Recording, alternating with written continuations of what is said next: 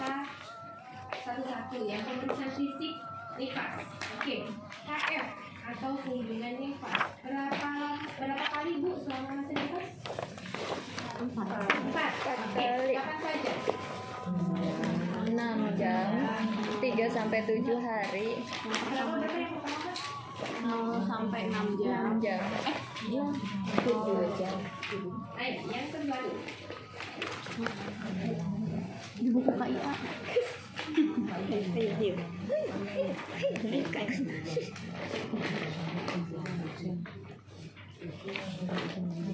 Gimana KN? KN? Ya, KF 1.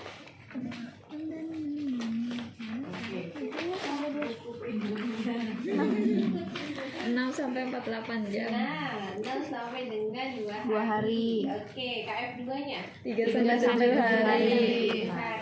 Oke, kemudian KF 3 8 sampai 28 hari. 8 sampai 28. KF 4-nya 29 sampai 42 hari. sampai dengan 42. Oke, baik. Dari masing-masing tadi KF 1, 2, 3, 4 tujuannya apa? Atau konsentrasi kita itu ke apa? KF 1 Ada tanda bahaya. ya, lebih kepada apa? Kalau di awal-awal sampai dengan 2 hari involusi, oke. Terus perdarahan, betul. Sepsis. Atau nia uteri, sudah ada sepsis belum 2 hari? Belum. ASI. Betul. Pemberian ASI awal, bagaimana IMD-nya? Apakah berhasil? Bagaimana pemberian kolostrumnya? Apakah dikasihkan atau malah dibuang? Ya, jadi bagaimana pemberian ASI awalnya? Tadi info lusi, perdarahan, pemberian ASI awal. Kemudian kalau KF 2 masih jalan lagi KF 2 3 sampai 7 hari. Konsentrasi kita ke apa?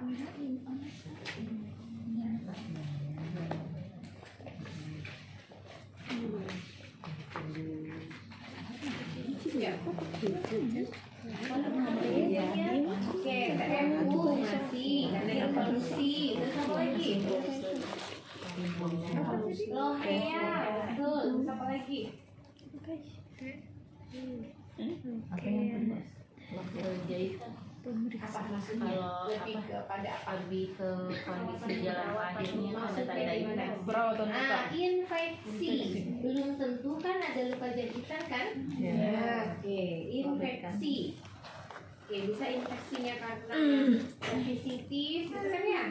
Dari memang kumannya masuk karena personal hygiene-nya yang kurang, gitu ya.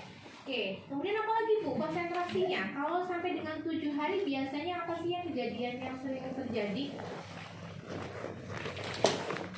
Yang terkait dengan menyusui? Bendungan.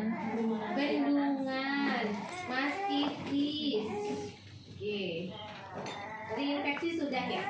Udah. Nah, oke, baik. Kemudian lanjut KF 3.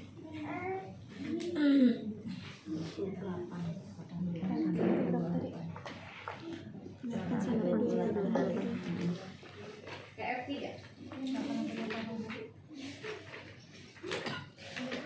8 sampai 28 hari. Nanti untuk KF 2 sama KF 3 itu bayinya dibawa ya Bu, karena sekalian pemeriksaan KM.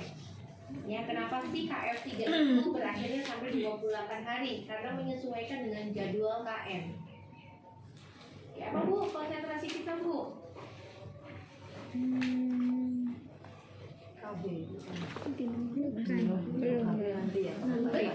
KIE KB. Betul. Apalagi tadi ASI-nya masih ya, involusinya masih ya, lohea-nya masih ya. Oke, baik. Kemudian KF 4-nya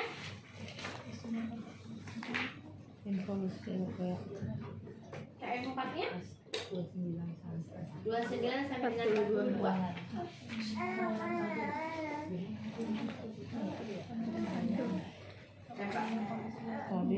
Biasanya KB di situ. KB biasanya di situ. Tadi KF 3-nya itu kan KIE-nya. Jadi KM 4-nya itu sudah penata laksanaan KB-nya. Jadi penata laksanaan KB itu bukan pada saat 40 hari ya Bu. Jadi 40 hari itu sudah langsung Ibu mau menggunakan apa. Jadi bukan lagi Bu, ini kan nifasnya berakhir ya Bu ya. Nanti pulang jangan lupa bilang ke suaminya Ibu mau menggunakan apa. Nanti langsung ke sini lagi ya Bu. Atau orang-orang ngomongnya beda lagi Bu. Nanti kalau sudah haid baru ke sini ya. Nanti keburu. Ibu ini intermezzo ya. Kemarin 2 minggu yang lalu saya menguji profesi di Serang. Ada yang dari Serang? Ada yang dari Serang, saya lupa tapi poskesdes mana ya Bu ya. Ya saya kebetulan, kita berempat, saya kebetulan dapatnya nifas. Ada 8 orang yang saya lakukan pemeriksaan. Kemudian untuk pasien pertama usianya 21 tahun. Ya, nifasnya 37 hari. Ya Bu, kemudian saya tanya Bu, semenjak bersalin sampai dengan saya kesini, Ibu pernah berkunjung ke Bu Bidan enggak? Katanya nggak pernah. Oke, Ibu, kalau nggak pernah, boleh nanti saya periksanya lengkap ya Bu ya. Jadi nanti sampai ke kemaluan Ibu saya periksa juga. Nggak mau lah Bu, saya udah nggak ada keluhan kok. Intinya seperti itu. Ibu ada waktu lahiran dijahit nggak? Dijahit, tapi udah sembuh kok. Intinya nggak ada keluhan, bilangnya gitu ya. Jadi nggak mau. Ya udah gini aja Bu, saya nggak mau pegang-pegang, tapi cuma saya mau melihat aja ya. Akhirnya dengan alat itu ya udah nggak apa-apa, tapi saya mau cuma Ibu lihat aja ya.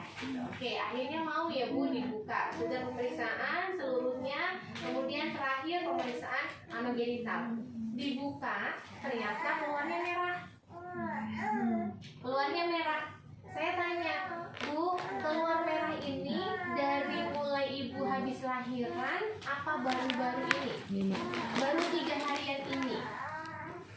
Oke, Bu, sebelum keluar merah itu Ibu pernah warna coklat nggak? Pernah. Pernah warna kuning nggak? Pernah. Pernah kayak keputihan warna bening? Pernah. Artinya sekarang merahnya apa Bu?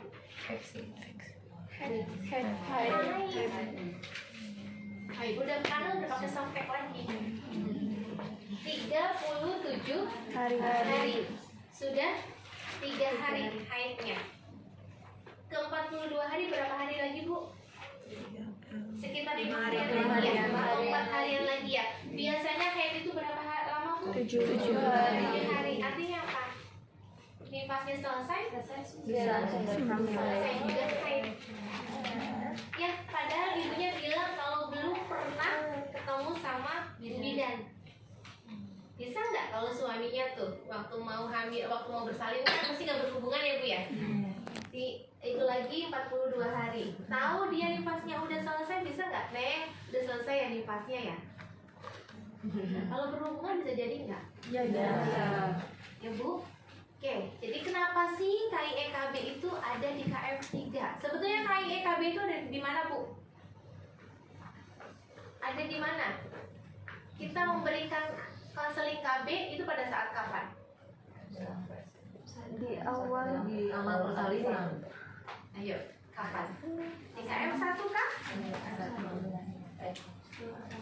Ayo, di kehamilan semester 3. Makanya sekarang ada KB pos plasenta kan Bu? Nah, kalau Bu bidanya betul ngasih penjelasan tentang KB, dijelaskan terus dia terbuka. Oh iya ya, ya udah deh, biar nanti nggak repot-repot harus kembali lagi, harus KB lagi. Misalnya mau menggunakan jangka panjang udah nggak usah lagi dibuka-buka gitu ya. Oke, ya. Tapi kalau misalkan memang tidak berhasil, artinya dia tidak mau menggunakan KB pada saat tadi pos plasenta, kita kasih tahu pada saat KF3. Ya, oke. Ya, ibu-ibu tadi bilang ada involusi uteria, uterus atau TFU. Bayi lahir seberapa Bu? Di atas pusat. Bayi lahir 2 jari atas bayi pusat. lahir Sepusat.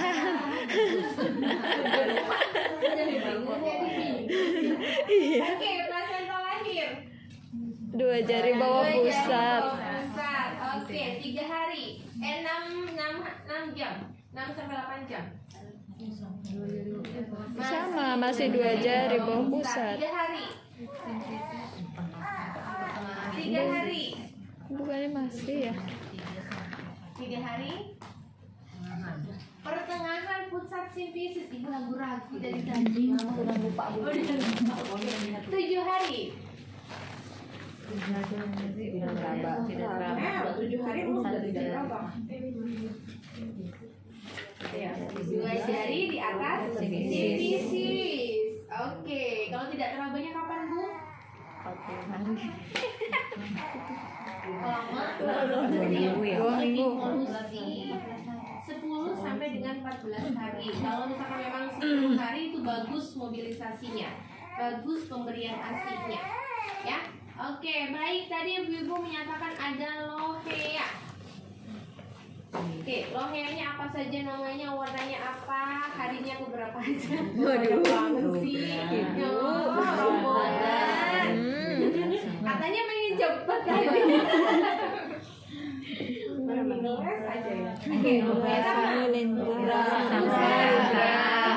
sampai 3 hari ke 1 sampai 3 hari. 3 hari. Oke, kemudian Warnanya Merah.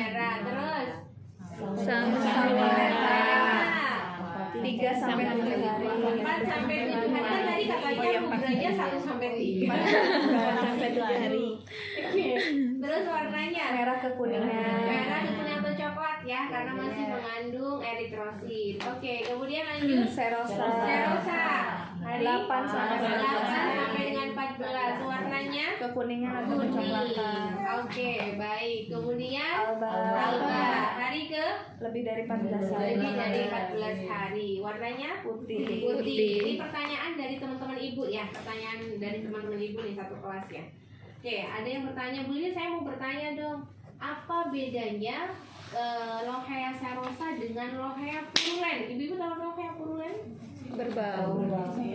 Maksudnya Oh iya, ya infeksi. pokoknya ada infeksi. Oke, karena apa Bu Lili, kan biasanya kalau misalnya mau periksa ibu nifas di anogenitalnya pas pada saat dibuka, mohon maaf ya, baunya kan khas ya. Oke, sekarang apa yang membedakan antara lohea purulen dan serosa? Baunya lebih menyengat. Oke, ini apa lagi? Karena warnanya sama-sama kuning. Ya kan? Warnanya sama-sama kuning kan, Bu? Iya. Oke, apa bedanya jadinya? Ada nanah mungkin. Oke, ada nanah. Jadi warnanya pekat dan kental. Ya, kalau serosa itu kan langsung nempel di itu kan, nempel di cairan dalam atau di softtek ya. Kalau itu pasti ada gumpalannya, kayak keputihan yang sudah patologi. Ya, kemudian biasanya di anogenitalnya biasanya kemerahan.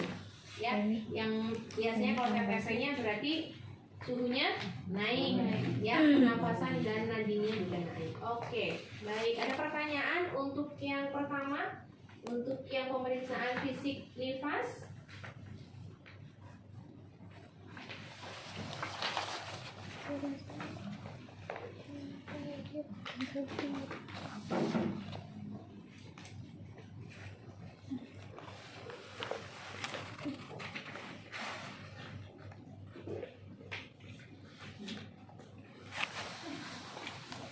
Lanjut dulu Bu. lanjut. Oke, yang kedua yaitu ke breast care. Breast care untuk menangani apa ibu?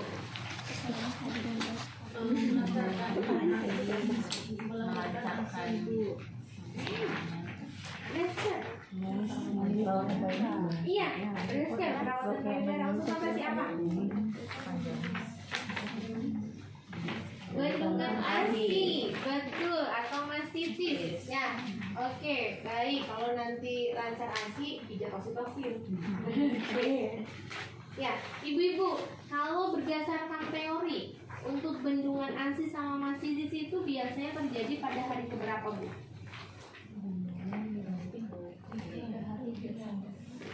Ya, 3 sampai 4 hari. Walaupun pada kenyataannya pulang ke rumah aja udah bendungan ya Bu ya. Kadang kalau nggak keluar ya memang ya. Oke. Ya. Apa bedanya bendungan sama mastitis?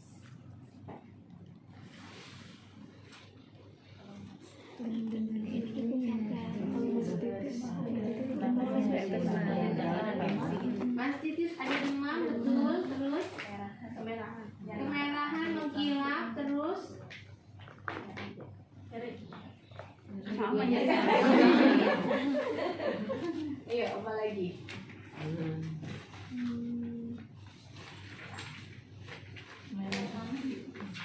Kalau Nana abses, ada infeksi. Kalau mastitis nggak ada ya, cuma peradangan saja.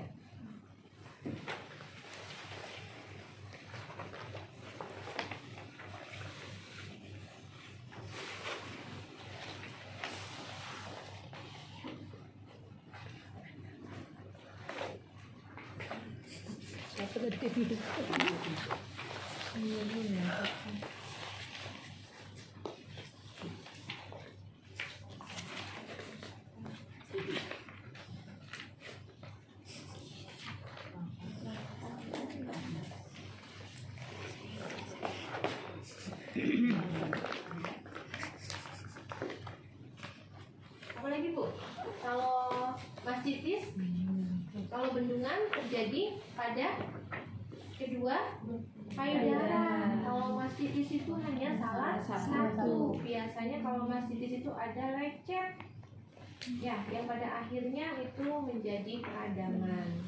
Gitu ya kan, biasanya kalau lecet gak dua-duanya ya Bu. Kan biasanya kalau di itu kan lecet biasanya salah satu payudara saja. Oke, baik. Mastitis sama breast care bendungan masih boleh menyusui ya Bu. Oke, yang tidak boleh abses. Oke. Ada pertanyaan untuk bendungan?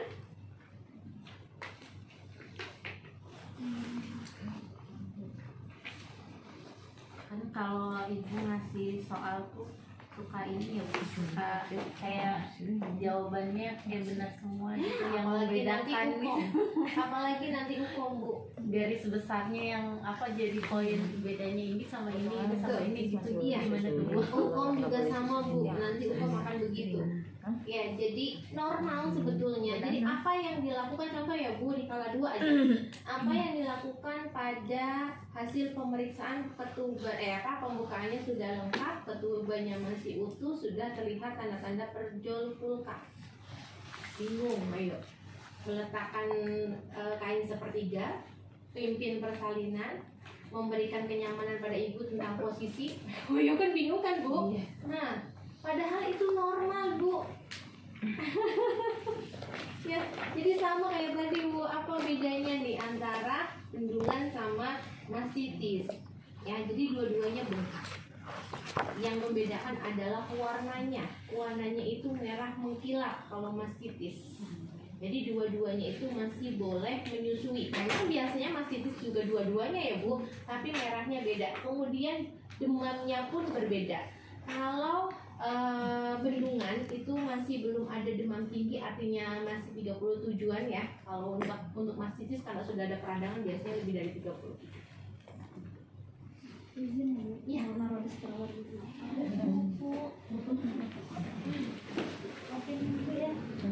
Oke, ada pertanyaan lagi untuk breast care? Nanti saya soalnya prakteknya langsung dari pemeriksaan fisik ke breast care langsung ke pijat. Kalau di lapangan, ibu-ibu, bagaimana penata laksanaan pemijatan breast care? Masih menggunakan ini? Masih menggunakan ini? Sama yang gini, menghempaskan sampai 30 kali. Masih sampai sekarang. Belum update sih. Oh, 15 kan kurang, bukan 30 ya. Tapi masih ada yang pakai buku ini. Masih. Itu kayak gini ya. Sama yang samping ini juga. Oke, baik. Tunggu ya. Nanti ya. Ada perubahannya. Oke, baik. Ya, kita harus belajar yang terbarunya gitu ya. Oke. Ada pertanyaan untuk breast care? Kita ke pijat oksitosin. Pijat oksitosin untuk apa Bu?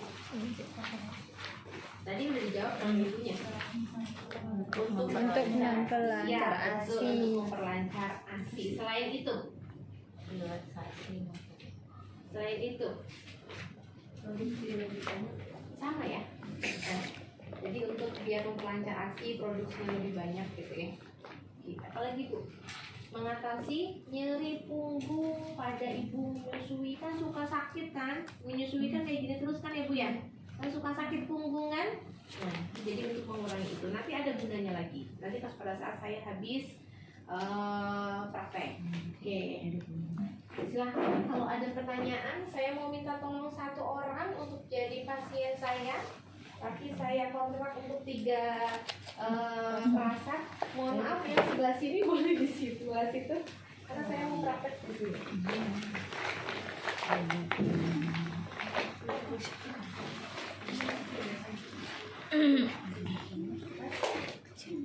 Ada yang jadi pasien saya? Boleh.